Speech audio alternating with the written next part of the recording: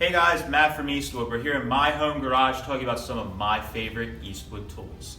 Today we're talking about the Eastwood Electric Body Saw. Now this body saw has been one of my most used tools as of late from my toolbox. That's because it combines two of my favorite cutting tools and puts it in a nice medium package that's heavy duty. So this is similar in design to what you would expect out of a pneumatic body saw, but it takes the larger blades. That means that you're not going to catch a blade in the metal and it's going to break off. I know all of you that have used a pneumatic body saw have probably come across the same thing, where as soon as you get caught in the metal, it ends up bending or breaking the saw and can cause a problem, and you have to switch the blade out. It can be extremely annoying, and that's oftentimes why I'll look for a different tool to cut with than that pneumatic body saw. So this takes the larger saw blades that you would expect out of a larger reciprocating saw like a Sawzall, and you can use it in this saw. It has a quick release feature on the front here that allows you to put these blades in and out really quick. A nice design there that on the pneumatic body saw you have to get an Allen wrench out, and it can be even more frustrating when you break a blade. So that's the nice thing about that. As compared to the larger reciprocating saw like a Sawzall, this has a metal gearbox, so it is strong. If you do catch on something that's a little difficult to cut, it's not going to strip the gears inside, so this does have a metal gearbox. The one thing that I like over a larger reciprocating saw, actually two things, is the stroke, number one. This has a shorter stroke, so if you ever caught with a large reciprocating saw and it basically throws you across the room and also damages the metal because the stroke's so long, this does not have that. It has a shorter stroke, so kind of like a pneumatic body saw. It's a little more intricate with cutting. It's more controllable. It has a progressive trigger, so you can kind of play with the speed to get it to cut exactly how you want.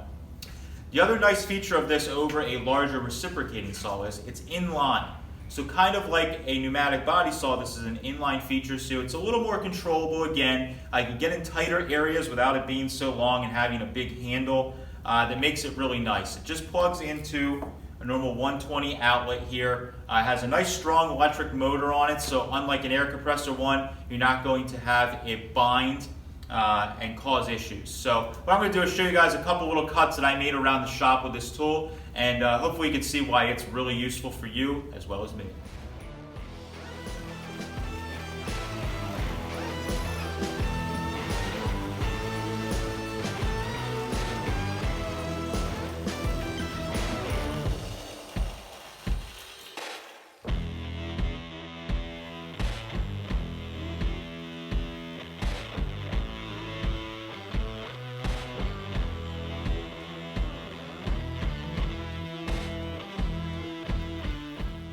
Okay, so here's a little tip if you guys are using the electric body saw with the thicker reciprocating saw blades and you need to make a tighter curve than this blade will allow.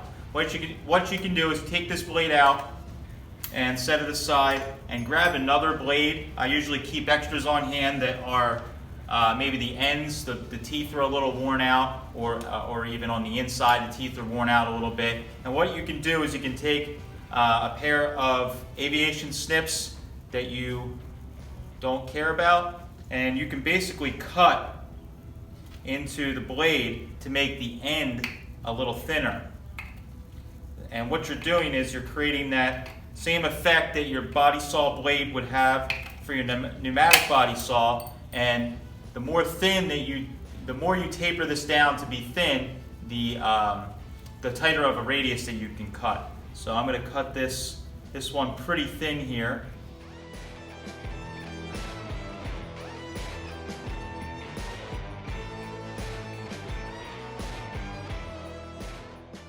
Alright, so that's the Eastwood Electric Body Saw. Hopefully you guys can see after watching a few of those clips why this has become one of my favorite cutting tools.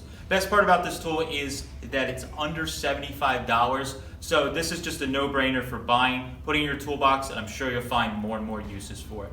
As always, visit eastwood.com to find this tool and more to get you doing the job right.